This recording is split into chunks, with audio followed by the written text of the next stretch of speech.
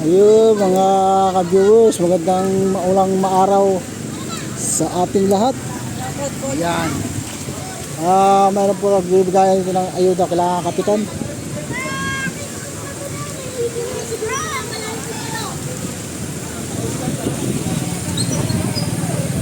Yan sila.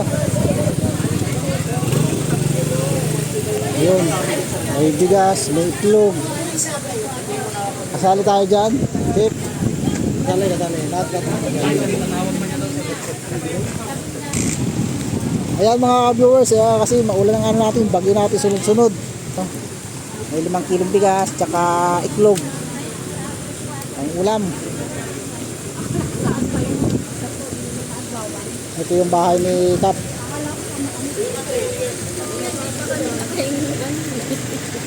Nakain nga na ba kayo? Wala, bukas pa raw yung sisiman. Bukas pa. Bukas pa? Aba? Nagbibigyo na naman po. Bakit? Sorry. Bakit ba? Kailangan natin sa ano to eh. Wala tayong may upload na YouTube sa YouTube, di ba? Wala rin. Ay bukas pa dito, ibig sabihin ito muna unahin sa malalayo. Ay doon naman sa kabila, ano naman yun? Iba nakakuha.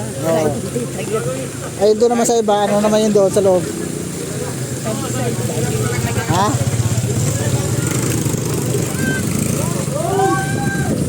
Dito ka, at ako'y nababasa ng ulan eh. Itiis na nga ako, taas mo.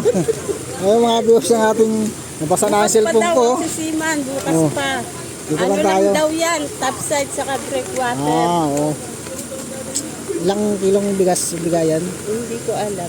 Siguro may 5 kilo no? 5 itlog, Pwede na yan. hindi ko alam kung ilang. Pwede na yan, kahit itlog na lang. 2 kilo lang. Pang-ulam na rin yun, pang-prito. Yan mga ka-viewers oh. Nagkakabigay na po ng bigas dito. Bibigay dito? Wala pa. Bukas pa daw, sabi ni Ano sabi? Bukas pa daw, sabi ni Bukas pa dito sa ating barangay. Oo. Taga-Brikwata tsaka Tapsay mo na sa malalayo. Ay, yun dito naman sa ating banda, ilang hakbang lang dito na agad. Oh, pero itaas mo. Oh.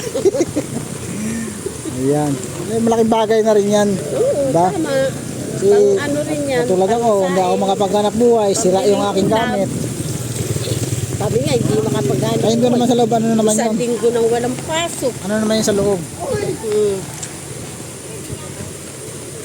Isang linggo nang walang pasok. Malaking bagay nito mga ka-viewers, 5 kilong bigas, 5 itlog, tapos mga noodles. Pwede na yan. Oh. Kasi ano talaga ngayon, yung panahon natin ay tuloy-tuloy talaga yung ulan, walang pahinga.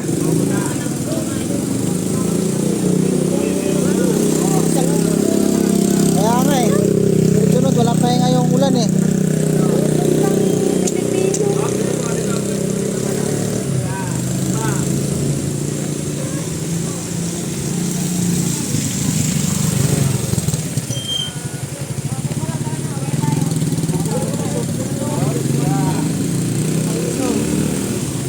Ayan, update ko na lang kayo mga ka-viewers.